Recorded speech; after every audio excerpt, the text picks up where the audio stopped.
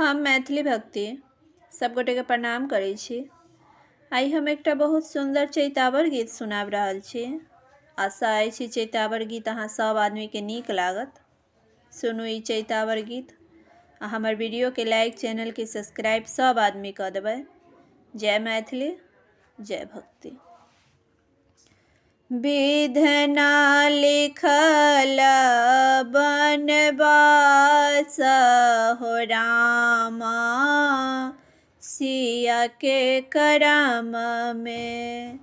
विधना लिखल बनवास हो रामा, सिया के करम में। राज दुलारी सिया अवध के रानी, राज दुलारी सिया अवध के रानी। वन में फिरते दिन जाई हो रामा, सिया के करम में। वन में फिरते दिन जाई हो रामा, सिया के करम में। विधना लिखल बनवास हो रामा, सिया के करम में। विधना लिखल बनवास हो रामा, सिया के करम में। सिया के खिंचल रामा रघुकुल दीपक, सिया के खिंचल रामा रघुकुल दीपक।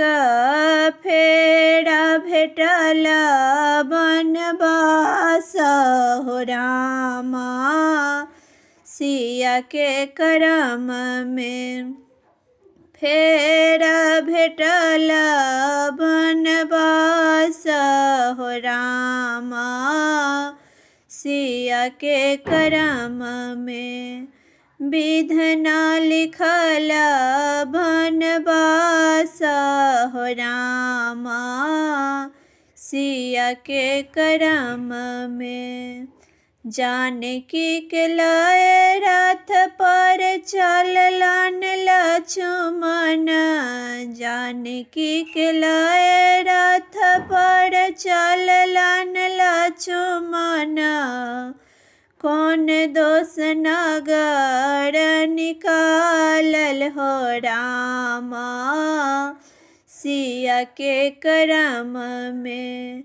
कौन दोष नगर निकालल हो रामा, सिया के करम में। विधना लिखल बनवास हो रामा, सिया के करम में। विधना लिखल बनवास हो रामा, सिया के करम में। वन फिरत रामा प्यास जमातल, वन फिरत रामा प्यास जमातल। लक्ष्मण आनी दियनीर हो रामा, सिया के करम में। लक्ष्मण आनी दियनीर हो रामा, सिया के करम में। तोहरो कपर भौजो कहलन जाई, तोहरो कपर भौजो कहलन जाई। अछिन पानियो ठेकल छै पताल हो रामा, सिया के करम में। पानियो ठेकल पताल हो रामा, सिया के करम में विधना लिखल बनवास हो रामा। सिया के करम में विधना लिखल बनवास हो रामा। सिया के करम में विधना लिखल बनवास हो रामा। सिया के करम में।